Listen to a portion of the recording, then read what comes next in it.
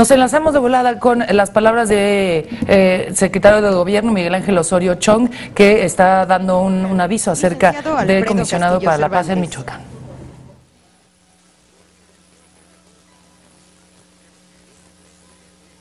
Muchas gracias. Señor secretario de Gobernación, señor gobernador, distinguidos participantes, líderes de opinión, gente representativa de la sociedad civil, gente de la comisión, medios de comunicación, señoras y señores.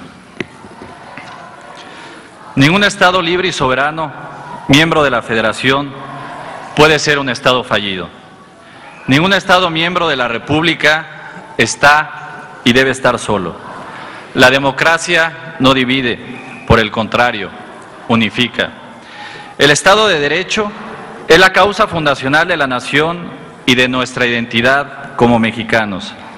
El año que recién ha terminado, el año que recién ha cumplido la Comisión para la Seguridad y el Desarrollo Integral para el Estado de Michoacán, nos ha permitido conocer de cerca el origen de nuestra libertad, igualdad e identidad, el origen de nuestra lucha por la independencia como nación. Nuestra estancia en Michoacán nos permitió conocer el peso e influencia de Michoacán de Ocampo en la conformación de las instituciones fundamentales de nuestra identidad y orden jurídico, el origen mismo de las primeras leyes y por ende el destino último del proyecto de nación, el gran proyecto histórico de todos los mexicanos que ahora, 200 años después, dirige el presidente Enrique Peña Nieto. Hace un año, el 10 de enero del 2014, para ser exactos, el entonces gobierno del Estado de Michoacán solicitó de manera formal la intervención y apoyo del Gobierno de la República en materia de seguridad. 3 días después, aquí mismo, en Morelia, se firmó el acuerdo para el apoyo federal a la seguridad en Michoacán. La firma contó con la presencia de usted, señor secretario, acompañado de los secretarios de la Defensa Nacional y de la Marina, así como de otros miembros del Gabinete de Seguridad. En este evento acudieron también legisladores federales y locales, presidentes municipales, líderes de opinión y representantes de la sociedad civil. 2 días después, el 15 de enero, el presidente de la República publicó en el Diario Oficial de la Federación el decreto por el que se crea la Comisión para la Seguridad y el Desarrollo Integral para el Estado de Michoacán. El origen de la comisión es legal y es legítimo. Las circunstancias extraordinarias de aquella época obligaban a tomar medidas extraordinarias. La prioridad era urgente: impedir que una entidad federativa perteneciente a la Federación se convirtiera en un Estado fallido. Hoy, a un año de distancia, es importante recordar, como decía el señor gobernador, para aquellos de la memoria, el ambiente que prevalecía en el Estado de Michoacán a la llegada del gobierno federal. Primeramente, el control territorial era prácticamente nulo por parte de las instituciones locales, mismas que estaban a merced del crimen organizado, específicamente de un cartel mal llamado Caballeros Templarios. Policías municipales, estatales y ministeriales funcionaban como brazo armado del grupo hegemónico, desde la función de halconeo hasta la de sicariato. Inclusive, en muchos casos, el propio director de Seguridad Pública Municipal había sido nombrado por el propio grupo delincuencial. La debilidad institucional era tan evidente que un director de la Policía Ministerial podía tener una espada de los Caballeros Templarios en lugar de la bandera nacional, o los propios grupos de la Policía de Investigación asaltaban las instalaciones de seguridad pública para rescatar a los detenidos que les ordenaba el grupo delincuencial hegemónico.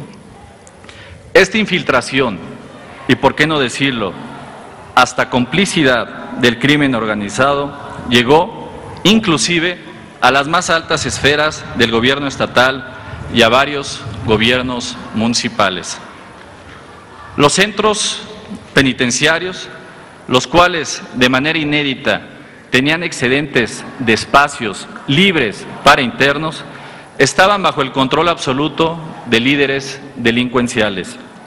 La cooptación, infiltración, omisión y complicidad de las áreas encargadas de velar por el Estado de Derecho ocasionó que de facto prácticamente cualquier actividad económica o comercial estuviera obligada a pagar cuotas de derecho de piso al crimen organizado a manera de impuesto. Los constructores tenían que pagar al crimen si querían hacer una obra. Los aguacateros o limoneros si querían producir o exportar. Las tiendas comerciales si querían abrir sus puertas al público. Las tiendas de conveniencia si querían vender. Y así, prácticamente todas las áreas económicas y comerciales estaban bajo ese yugo. No hacerlo costaba que su negocio fuera quemado y en el extremo su dueño secuestrado o ultimado. Las empresas que no cerraron o se fueron del Estado prefirieron no anunciarse en los medios masivos de comunicación porque en aquel entonces era preferible pasar desapercibido que fomentar o promover sus ventas.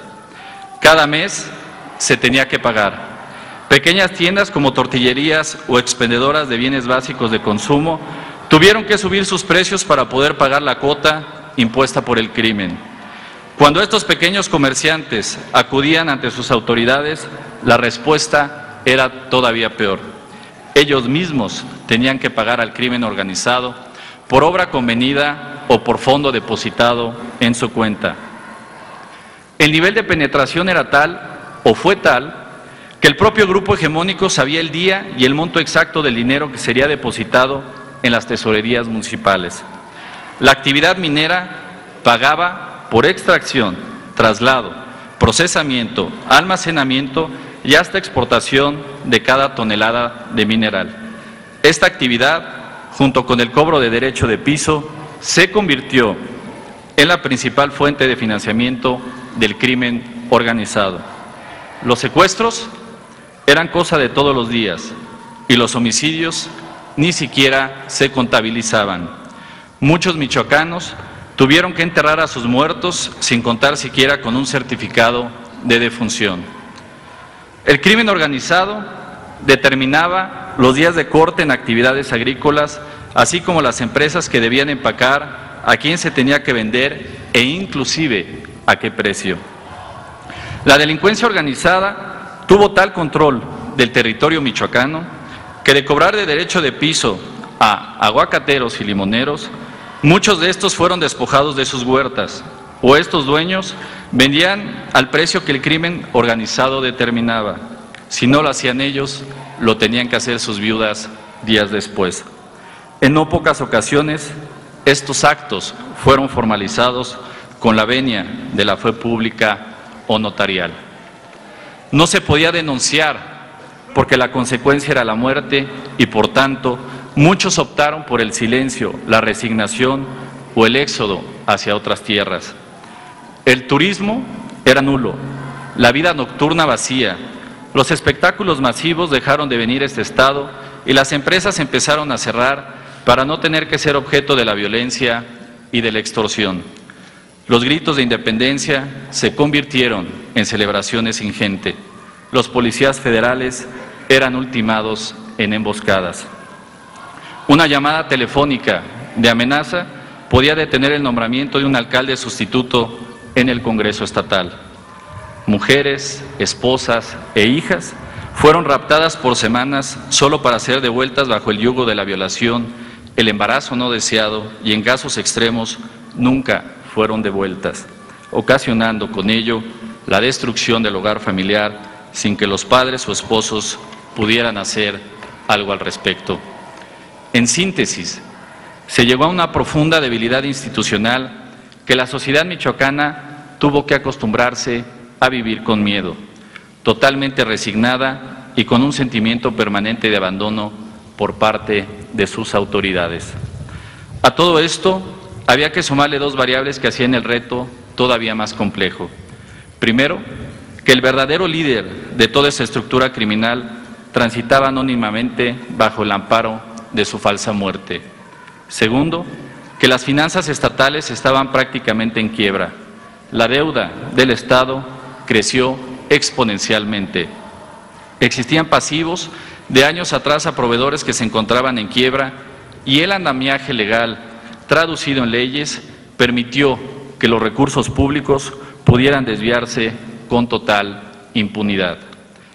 Ante todo esto, grupos de ciudadanos agraviados optaron por tomar las armas con un doble objetivo. Primero, enfrentar con sus propios recursos al crimen organizado. Segundo, exigir la presencia del Estado para que las instituciones de procuración de justicia y de seguridad pública estuvieran al servicio de la gente y no de la delincuencia. Estos grupos civiles armados tenían un discurso legítimo porque tenían un enemigo claro y definido. Sin embargo, actuaban en desorden, sin planificación y sin la más mínima protección a las garantías individuales de los ciudadanos.